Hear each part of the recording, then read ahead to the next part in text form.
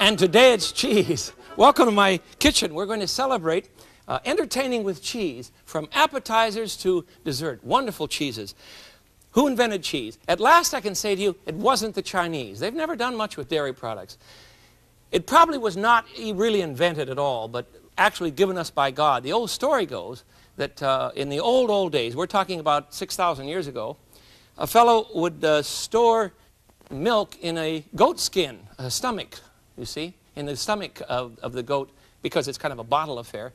And there's a natural rennet in the stomach, and it caused the milk to turn to curd, to whey. It curds and whey, you see. Oh, incidentally, Miss Muffet, you'll learn more about her today, too.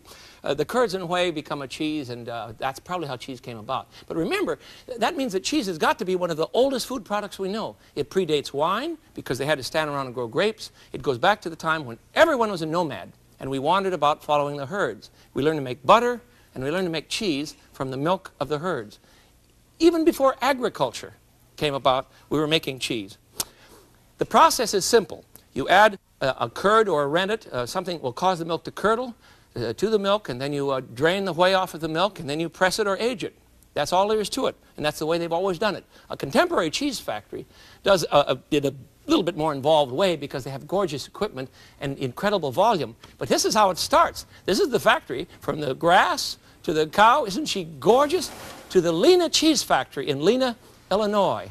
Mr. Dimitri, excuse me, his name is Demeter. Mr. Demeter, the dear fellow I'm wandering around with, is an old Greek. And Greeks were probably some of the first people to ever make cheese.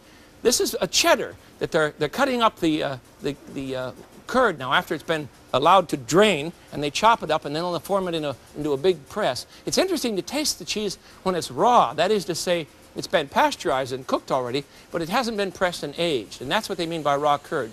It's kind of rubbery and squeaky, but it has a nice flavor. These guys eat it like candy. When you begin the process then, you add rennet to the milk, it curdles, and it makes a curd, you see. It looks like cottage cheese, and then the curd sets up, and it begins to form almost something like a jello, and that has to be cut up. And these are the knives they use to cut the curd. He's making feta, which is one of our oldest cheeses. You then put the curd into a mold or a form so it can drain. In this case, they were simply using buckets with holes in them. Now he's making brie, and I think this is his finest cheese. You can see that the milk has reached the point of almost a gelatin-like consistency, so now he has to cut the curd, and then the next step, you see, is to pour the curd into molds so that the whey can drain out. Miss Muffet was eating both curds and whey, but we don't want the whey now. We want to drain the whey so we can get cheese, and away we go, pouring the cheese curds down into molds. These are small little brie molds, you see. It tastes like cottage cheese at this point, because it hasn't been aged, and the right bacillus hasn't been added yet. Funny, even in all this technological creativity, it's the old man, bless his heart. He goes around and almost pats every cheese. He just kind of blesses everything. Then it's back to technology again, but he watches everything closely. Here they're pressing the cheeses, these beautiful little brie.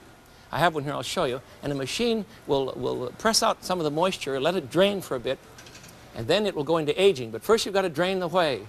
This is a fascinating machine. They used to do this by hand, but now they can drain 500 cheeses at once before they put them in the curing room. And we're now in the curing room, and you'll see the cheese change from yellow to a beautiful white, and the final product, and this is one that we saw made from beginning to end, has that wonderful odor. Oh, this is a camembert. He also has the brie. It's simply wonderful. He's just great. I'm very impressed with the man. Mr. Demeter at Lena. He gives all kinds of cheeses. He makes a Swiss cheese. You saw those first ones. Look at these. Look at all the bubbles. And that, again, is a different bug, so to speak. And he makes a beautiful Havarti. And the Havarti is a much milder cheese. You see, it doesn't get quite as big and puffy. And here's his brie. Oh, this stuff's heaven. Well, anyhow, today we're going to celebrate cheese. Now, for the first course, you'd want to have an appetizer, right? I would suggest a great goat cheese. This is a Sèvres, and it's made from, literally from goat's milk. He puts a little bit of cow's milk in it. It's very, very rich, and this is honest-to-God yuppie food. It's very in at the moment. You'll even see Chèvres or goat cheese, French goat cheese fritters in restaurants. Very delicious. Then I would go on to, another appetizer for you perhaps, would be a deep-fried cheese. Have you tried that? It's very simple. Let me see if the fat's hot enough yet. We're just about there. Let me show you how the process goes. We're going to want to prepare some, I'm using cheddar cheese. Remember that big, big vat? Wonderful stuff. And it takes a while to age this, but I'm going to dip the cheddar cheese cubes, they're not very large, into a bit of white flour and cornmeal. Isn't that what I have in here, cornmeal? No, what do I have in here? That's it, cornmeal. That's going to have to be it. No, try breadcrumbs or cornmeal. It'll work. I like the breadcrumbs really well. This is what we got in here. I couldn't remember. Oh, too many things going on this morning. I tell you that all the time, don't I? I had too much going on in my kitchen, but that's why it's fun. I think that's enough. How's the fat doing? Perfect. We want the fat at about 380 degrees. And now we'll simply slip these in. Let me wash my hands off first. It's a mess. We'll slip them, the little sticks into the hot fat, 380 degrees. And of course I'm using peanut oil. You don't see me deep fry much, do you? I want to avoid that much fat in your diet. And here I'm doing nothing but cheese. Yes, this is a little heavy today, but I want you to understand that for entertaining, you can do much more with cheese than you've tried in the past. All right, that's fine. We're right on the button. And in we go. All right. And we'll deep fry these for just a moment. Just take a second. Well, not a second. I'm talking a couple of minutes here. All right. And in the meantime, I want to get another burner going here for us. And we're going to prepare a second course, which of course is a soup. Have you ever had cheese soup? I made a beer and cheese soup for you once, but today I want to use Mr. Demeter's beautiful brie for a cream of brie soup. Yes, this is classy. This is elegant stuff. And the brie is not cheap. Brie is not cheap. Incidentally, Mr. Demeter manufactures, I have the statistics here for you while I'm waiting on the cheese. I'll give it to you. Mr. Demeter uses 180,000 pounds of milk per day in his factory, right in the middle of the cornfields of Illinois. That works out to, you ready? I had to calculate all this for you because I don't know what 180,000 pounds of milk looks like. It is 21,176.5 gallons. And out of that, you lose 90% of the weight. So you use 180,000 pounds of milk. 180,000 pounds equals 18,000 pounds of cheese. And the rest is whey. And you know what they do with it? He puts it in big vats and it's made into cattle food. Nothing is wasted. Talk about frugal. I'm impressed. That's the way it should be. Now we'll get our cheese out of the, come on, soup. There we go. Get our cheese out of the deep fat. You see? You didn't think this was going to work, did you? It works very well. I'm going to put it on a bit of a paper towel so that we can arrange them on a platter. I have a couple more here that I've prepared before your arrival. Ouch, they're a little hot, obviously. But the cheese is very soft inside. It hasn't melted because, or it hasn't come apart. It's melted a bit, but it hasn't become gooey and run all over because the little casing of flour and breadcrumbs, dip it in egg, then in flour and breadcrumbs, have held it together. So it's kind of an interesting thing. I enjoy it. All right, second thing we're going to do, put this out for you. Needs a Parkley sprig, doesn't it? There we go. This is a good one. Cheese for the meal. We're on the second one now. We can use plain cheese as an appetizer, cheese sticks, and how about a cheese soup? If you prepare a brie soup, start first of all with 2 cups of broth. I'm using chicken broth. And to our 2 cups of chicken broth, we're going to add some sauteed vegetables. I have sauteed, in a tiny bit of butter, I've sauteed, about a half cup of onion and about a half cup of celery. There. And saute them just until they're tender and soft, not until they're discolored. You see? We don't want that. Okay, now we're going to add As soon as we get that to a simmer, we're going to add some cheese. So I'll prepare that now, and I'm going to use his gorgeous brie.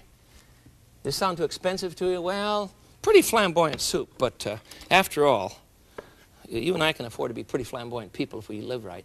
Look at how lovely and ripe this is. You see, it should be soft right in the center. And yes, please use the crust. You're to eat that. You don't. I'm going to try one now. You don't just eat the outside, the soft inside. I've seen people stand around and peel brie. Terrible thing to do. Okay, I'm going to chop up half a wheel. If you're sitting at home going, "Oh my Lord, now my kid is going to see him eating with his mouth full," I do that all the time. Not eating, talking. My mouth is always full. Into the pan of broth now, which is 2 cups of chicken broth, some sauteed yellow onions and celery, and we're going to stir in the brie. That'll not take long to cook. I've got to get another paddle here. We'll melt this down a bit, you see. There. Oh, we'll need just a tiny bit of salt. There we go. Not much. You don't need a lot of salt in your food, remember? And this is going to be very, very rich. We're going to put this in a food processor and grind it all up so it's a nice puree. And you're saying, where is the cream? Well, I'll add that later. You add 2 cups of milk. No, I'm not trying to make it a low calorie. It's too late. When you consider this piece of cheese was 10 times its size in terms of milk volume when it started. It takes 10 quarts of milk to make 1 quart of cheese. That's a lot of loss. So it's too late to cut down on the butterfat because all the butterfat's concentrated in this. But you can either add a cup of milk and a cup of cream, or you can add 2 cups of milk. There, that's ready. Let's put it in the food processor. We'll grind this up now and have a wonderful second course for our entertaining with cheese. All right, in we go. This makes that wonderful noise, you know. Here we go. Just takes a second here. All right, 2 seconds. We're going to grind it up a bit. There we are. I think that's set. Yep. Now we would return it to the pan, and very gently. Don't boil this. You see how fine and nice it is now?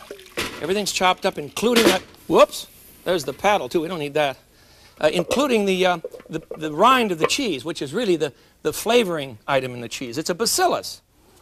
It's something they have to inject into the cheese, and it's wonderful. Now we'll add a bit of cream or milk. I'm using milk, 2 cups. And there. The soup is done. Uh-oh. The oven. I've got a surprise for you. I think. Let me look. Do I have a surprise for you? Yes, I'm worried about things not working on my kitchen, just like yours. Let me stop the bell. And I'll take it out in just a minute. But first I want to get the beautiful brie soup on the counter here so we can enjoy it. Breadcrumbs in my bowl. Cream of brie. Can you believe it? This will knock them dead at your next dinner party. I don't expect you to serve nothing but cheese for dinner. That's not the point of our discussion today. The point of our discussion centers around the fact that you can do much more with cheese than you've done in the past. How about some chives for a topper, huh? Look at this. We found some fresh chives in the supermarket, and come in a little pot, you see? Isn't that cute? And we'll chop these up and make a lovely garnish for cream of brie. What a wonderful soup. There. Oh. Lord, that's rich. Are you ready? It's just beautiful. I'm going to put it over on this side, I think, because I need some room for the next item. If I can get into the... There we are. If I can get into the souffle now, I think you'll be surprised because I have a beauty for you. A Swiss cheese souffle that is just colossal. I'm going to show you the finished product first because mine is just now done and I don't want it to fall. When the bell goes off in your oven and your souffle is ready, you yell like mad and tell everyone in the house that it come right that minute because the souffle is done, and don't let them stand there and sip on their sherry and keep talking. You just say, get out here right now. Right now. Right now. No fooling around. Because... Oh, almost lost it there. Because the souffle, isn't this wild? Easy to do. Oh, that's gorgeous. Now that's going to fall a bit as it cools, you see. By this time you want everyone, boy, I'm impressed. Isn't that a beauty? Notice I didn't put any wax paper on the outside. Don't do that with a souffle. That's for a gelatin type souffle. You don't want to do that with this one. Show you how it's done. Nothing but eggs and cheese. We want to melt some butter. We're making the souffle now. Is this awful? I'm going reverse on you. We want to melt about 3½ tablespoons of butter for our Swiss cheese souffle. So we'll get that in a pan and on its way. And then we will prepare a roux. Let's see, I need a couple chives in the milk here. That's not good. I need a couple cups of hot milk. There we go. Remember, a roux is simply butter and flour mixed together so that you can use it as a thickening agent. It's spelled R-O-U-X. It is absolutely important to your kitchen because most of us spend a lot of time shaking up water with flour, and we come up with paste. And that's why it gets lumpy. Of course it's going to get lumpy. It's lumpy to start with. The flour congeals to its neighbor, each little grain, you see. But if you butter them, then they'll not stick together, and you'll have a nice rich filling for your roux. I'm going to put in about 4 tablespoons of flour now into the butter, and it's just beginning to melt here. And you don't want to make this raw. You want to cook it a bit so that it gets rid of the raw flour flavor. That's important. While the milk is heating, I'll talk with you some more about the principle of the souffle. One, I think you should have your eggs at room temperature. And we're going to separate 8 eggs, but we're not going to use all of the yolks. We're just going to use 6 of the yolks. And that will blend into our cheese and bechamel. So while the flour is melting and cooking with the butter, let's whip the egg whites. And I want 8 egg whites. Got that? 8 egg whites into a bowl. Let's see, where are we going? Here we go. Into a whipper here. And I want to put in just a bit of cream of tartar, half a teaspoon. And that will keep the egg up, the whites up, keeps them good and firm. And 8 egg whites. Now you're going to wonder about me because later on I'm going to put in only 6 egg yolks, but that's all right. Let me go back to my roux here. There we are. It's doing nicely. I think I have too much flour in there. If that happens to you, just add a little more oil. Don't worry about it. A little olive oil would be just fine. That's what I'm going to do. There we are. Any kind of oil. If you don't want to increase the cholesterol level so much, well, just add a little olive oil. You could make a roux with just olive oil and flour if you like. Okay, we'll let that toast for just a bit now. I don't want to toast it. You can make a dark roux if you like. In New Orleans, you know, they toast this roux until it's just black or very, very dark brown, and then they say, that's just right. We'll just let this cook for a minute while we whip our 8 egg yolks with a bit of cream and tartar. Okay. I hope you have a good mixer at home. This one's a blessing to me. I just love it. Away we go. Now I have a cup of Swiss cheese ready to go, and I've grated it. Coarse grater, you see? Watching everything all at once. What's next? All right, the milk is ready for the roux. We're going to make a bechamel sauce now by simply stirring the roux right into the milk. It's best to do this off the burner. I'm going to move it now. Best to do this off the burner so that it won't lump up on you. There we are. All right, once you stir it in, back on the burner it goes. We'll let that cook for just a minute, and now we'll check our whites. They're still fine. So let's season the roux with a bit of cayenne pepper, just a smidgen. You know, you just need a couple of pinches, and a bit of nutmeg. This is a fresh nutmeg grater. You've seen this, I'm sure. I just love it. And a pinch of salt. There we are. Okay, off the heat it goes. We're ready. The whites are done. No. A couple more minutes. A couple more seconds. Now I have 6 egg whites around here, egg yolks around here somewhere. Here we are. Now we're gonna blend the bechamel, seasoned bechamel, into the eggs. And please notice that I'm pouring some of the bechamel into the eggs first. Don't do the reverse. Excuse me. There.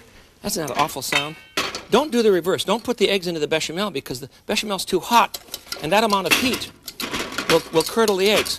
Better to do it this way. All right. We'll blend the eggs with a bit of the bechamel. Add a little bit more. There we are. Whip it up. This isn't at all complicated. The only secret is how to fold it in so that you don't wind up with a bomb on your hands. All right. All of the bechamel now is in the pot, and we'll stir it in, and then we'll add 1 cup of Swiss cheese. Okay. Oh, look at, he's still, you know, the old souffle is holding up all right. I think he's going to be okay. You see, he's calmed down a bit, but still beautiful. And that's been about it's been about 7 or 8 minutes. So by this time, you see, your guests are not as impressed, and that's a shame. All right, 1 cup of Swiss cheese. All righty, there it is. It doesn't have to turn to goo. Don't stir it that much. We're now ready to fold this into the 8 egg whites. Are you with me? We'll give it to you again. It's not complicated, and it's very delicious. Now, do not put the egg whites into the bechamel. Put the bechamel into the egg whites, running it right down the side of the bowl. See, I didn't pour it all over the top. I don't want to crush the egg whites. This is the light meringue. No, there's no sugar in it. So it really shouldn't be called a meringue, should it? Meringue always has sugar. Now, we'll just fold it under. Very gently. Keep folding and turning your bowl over on itself. Very gently, very gently. Treat eggs with the wonder that they deserve. This is an awesome food product. How clever the King of the Universe is to create the chicken, and how kind the chicken is to give us eggs. I think any good hen would be tickled if she saw this cheese souffle. And she's in cahoots with a cow. You see, so you've got the whole barnyard involved in this dish. Now, we'll put this in a baking souffle dish. This is about 3 quarts, isn't it? About 3 quarts? Okay. We had to empty these out and figure out what size they were. There we go. Fill it right up. It should just be almost to the brim. And then it goes into a 375-degree oven, and it stays there for about 25 minutes. And you watch it carefully. But don't keep slamming the door, because you'll cause the thing to collapse. You don't have to worry about the kids running around. It's none of that sort of thing we used to worry about when I was a child. My mother wouldn't let me near the kitchen when she was baking a cake. I don't know why. I didn't make that much noise, Mom. Come on. All right. The second main course that we could serve, this would be a lovely main course, or the green salad, of course, and a glass of wine. The second main course that we could serve would be an old fondue. I'm sorry that fondue seems to have come out of its selected place in the past. It was very popular a few years ago, and now it's not quite as popular, but I love fondue. This is my old fondue pot, and when you make a good fondue, you use nothing but Swiss cheese and some flour, grated flour, a little bit of garlic and white wine. Finally, I put in a little bit of nutmeg and a shot of brandy, and then, of course, you need lots of bread and wonderful bread to tear up, and it's a wonderful dish. I enjoy it so much. Everybody sits around. If I make fondue for Jason, he cheers for weeks. He just loves it. And finally, for a dessert, you serve the same thing you serve for your first course. Serve cheeses on a platter, beautiful camembert with fruit, or if you want a fun one, try this. I have, if I can find my bowl full of, here it is. I have a cube of butter in the bowl. Now, I'm going to add some gorgonzola. You can use blue cheese, or you can use Roquefort. Do you know the difference? Do you understand the difference between them? Roquefort cheese is made in France, and it is made from sheep's milk, only in the caves of Roquefort.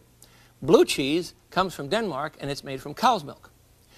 Gorgonzola is made in Italy, and it is from goat's milk. So we want to put a bit of gorgonzola, about half and half. That's a 1/4 pound of butter, so we'll use a 1/4 pound of cheese. And we're going to whip this stuff to death until we get a paste. And we're going to smear it. Well, I'll show you what we're going to do. It's just too good to worry about. It's wonderful stuff. I don't know where my wife got this recipe, but she served this to me one night when I was in a particularly bad mood, I think, after a difficult day. And this will heal anything. If you don't like the goaty flavor, it's perfectly all right to use blue, but don't invite me over. If I'm coming over, use gorgonzola, will you? And gorgonzola makes wonderful pasta. Chop the gorgonzola in a pan, into a pan with a little bit of olive oil and garlic, and just let it kind of melt down a bit. Throw in some cream, toss that over pasta. Of course, all the neighbors know. It has a heavy odor. All the neighbors know what you're doing, but who cares, for heaven's sakes? That's all right. There we are. And we'll scrape this. You see, it's very rich, you're right. But this is dessert. No sugar in it. Only butter fat and goat fat. Oh, there. You don't like the word goat fat? Listen, in biblical times, that was a sign of great happiness. Goat fat. I'll put the, I'm going to use some, these are Bosch pears, I think. Use some fresh pears, and I'll put my whipped up, this is not quite as warm as it should be. It's going to be a little hard to spread. We'll put the whipped up butter and gorgonzola cheese on pear wedges. I have some already cut for you. Keep them in salted water so you can do this dish ahead of time and then serve them at the last minute and they'll not discolor, you see. And when you put this, I've just got to, when you put a bit of cheese on your pear. Where's a knife, Smith? I don't know where a knife is. I'm not going to look. Anyhow, when you put a bit of this cheese on the pear,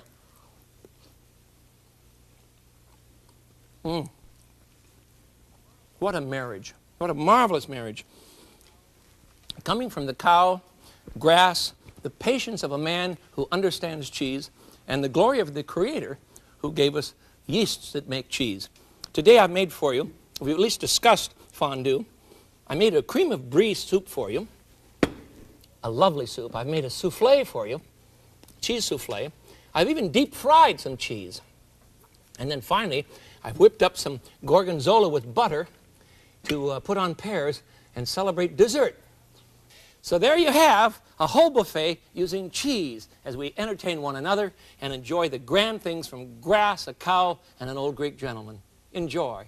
This is the Frugal Gourmet. Until I see you again, I bid you peace. Bye-bye.